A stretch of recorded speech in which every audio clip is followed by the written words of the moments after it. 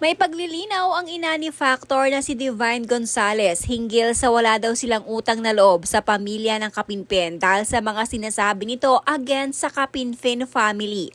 Ayon kay Divine, wala na umano siyang dapat pang ipaliwanag sa publiko dahil sinabi lang naman daw niya ang totoo. Lalo na ang inaakala daw ng mga netizens na si JB ang nagpaaral sa anak na si Factor. Ayon kay Divine, isang beses lang umanong pinag-aral ni Javin sa Factor at hindi ang buong taon.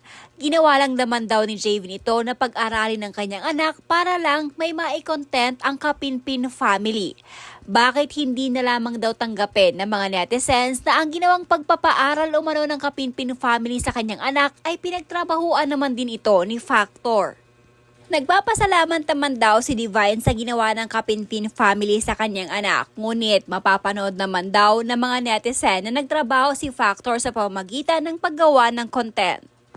Hindi ko kailangan magpaliwanag sa inyo at sinabi ko lang ang totoo sa social media dahil ang akala ng mga tao buong taon si Gavin ang nagpaaral sa anak ko. FYI, isang beses lang at content na yon. Kaya ako nasabi na one time lang yon at nagpasalamat ako sa bagay niyan sa Kapinpin family. Siguro naman napanood nyo sa vlog ni Gavin bakit di nyo tanggapin. Ang totoo, tinulungan man niya anak ko pero pinagtrabahuan niya yon at nagpasalamat kami kay Gavin. So paano nyo masabi na ungrateful ako? God bless na lang po sa inyong lahat na mga bashers. Love you all. Sinagot din ni Divine ang komento na kung saan tinanong nito kung hanggang kailan daw ba niya gustong si Javin ang magbayad ng tuition fee ng kanyang anak. Komento ng netizen, ilang beses mo ba gusto pagbayarin si Sir Javin ng tuition fee ng anak mo? Ayon kay Divine, ay kahit kailan umano hindi siya nagsabi kay Javin na bayaran ang tuition fee ng kanyang anak. Gusto lamang umano niyang iparating sa publiko na hindi buong taon ang binayaran ni Javin sa tuition fee. Kahit kailan hindi ako nag-ask kay Gavin na bayaran niya tuition fee ng anak ko. Ang pinapaliwanag ko dahil akala ng mga tao buong taon si Gavin nagbabayad ng TF ng anak ko. Gusto ko lang linawin nung nag-content lang sila nagbayad at pinaghirapan din ng anak ko yun. Komento naman ng ilan, sino ba naman daw kasi ang gaganahan mag-full ng tuition fee ni Factor gayong puro naman daw bagsak ang grades nito sa mga subject. Samantala, tila plano din ibalik ng ina ni Factor ang motor na binigay ni Javin kay Factor. Ayon sa kanya, wala naman daw itong mga dokumento na binigay sa kanya si Gavin kaya ibabalik na lamang daw niya ito sa pag-uwi niya sa Pinas.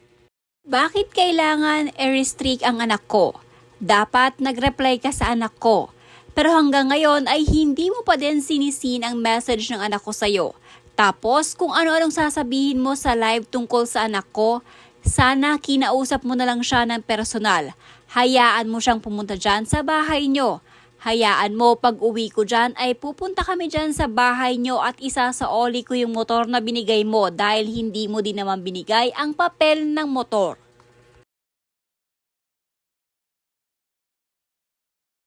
Ba't parang ang pait po? Sana, totoong walang mali anak nyo kasi sa totoo lang, may ugali po kayong pinapalabas nyo maigi na may something sa Kapinpin at dapat hindi maging thankful anak nyo sa kanila. Imbis na pwede pa nila maayos kasi di naman nila siniraan anak nyo, nagpaliwanag lang sila, wala naman masamang sinabi pero ito kayo, puro kayo parinig imbis na naayos pinapalaki nyo. Di mo lang matanggap, pinaalis anak mo, tahimik nga anak mo, ikaw putak ng putak, ikaw din nagpahiya sa anak mo, Diyos ko po. Yun na nga, maging grateful ka na hindi ka nagsabi kay Sir JB na bayaran tuition fee ng anak mo, pero ginawa niya, imbes na magpasalamat ka na lang, dami mo pang kuda. Alam ko may vlog si Gavin noon, iPhone 14 Pro Max ata yun. Doon pa lang sa lumang bahay nila Gavin may CCTV footage. Kung sino ang masipag na maglilinis ng bahay, siya itong magkakaroon ng iPhone. Napanood mo ba yon? Napanood mo ba kung gaano katamad anak mo? Buti pa si Sean, marunong tumanaw ng utang na loob kay Sir JB at Kapinpin family. Marunong magpasalamat, maging grateful at humingi ng tawad. Ikaw na Christian, naging konsentidor ka pang ina. Napaka-ungrateful niyong tao. Sa kabila ng pagtulong nila sa anak nyo, ikaw pa may gana mag-question.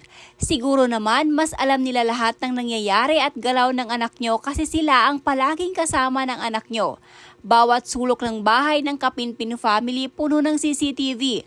Marunong dapat kayong magpakumbaba at magpasalamat. I-apply nyo kung ano ang natutunan mo sa pagsamba at turo ng pastor at salita ng Diyos. Hindi sapat ang pagpo-post ng Bible verse kung hindi mo ito sinusunod at isinasambuhay.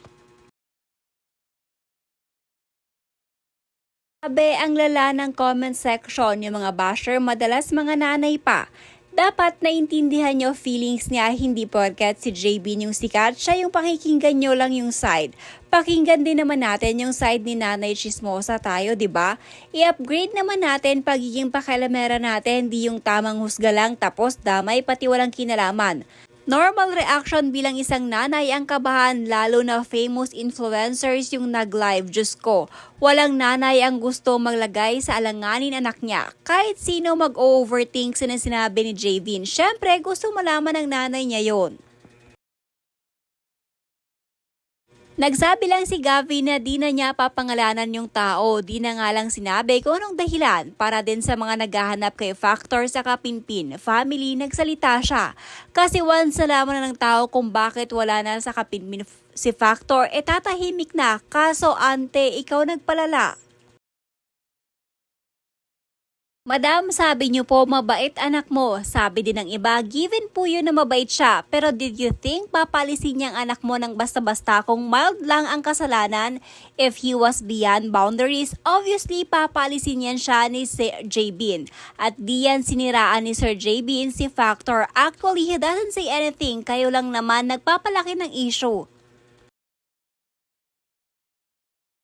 Mami, alam kong mahal na mahal mo ang anak mo pero hindi ang pagkukonsinte sa mali ang definition ng pagmamahal. Anak nyo na po mismo ang nagsabi na sa lolo at lola siya lumaki. So I think kaya nyo pinagtatanggol si Factor ay dahil gusto nyo bumawi. Pero hindi naman po pagbawi ang pagkonsinti ng mali. Instead, itama mo siya sa pinapakita nyo po kasi sa SOCMED parang yung Kapinpin pa may mali. Kasi nag-live sila at nadawit si Factor. Tapos, kayo na din po mismo nagsabi na saka pa kayo mag-uusap ng Kapinpin pag nakauwi kayo. So, di nyo pa pala alam ang tunay na rason pero panay kayo clear sa pangalan ng anak nyo. Although understandable kasi nanay ka pero di naman siguro gagawin nyo ng Kapinpin ng walang malalim na dahilan. Dapat po sana pinupunta doon si Factor, hindi dahil naghahabol siya, pero para malinawan at magkapatawaran. Kesa naman sa chat lang, di ba? Alam naman palang restricted, huwag na po magpataasan ng pride. Mas better na mag-sorry personally. Just my 2 cents.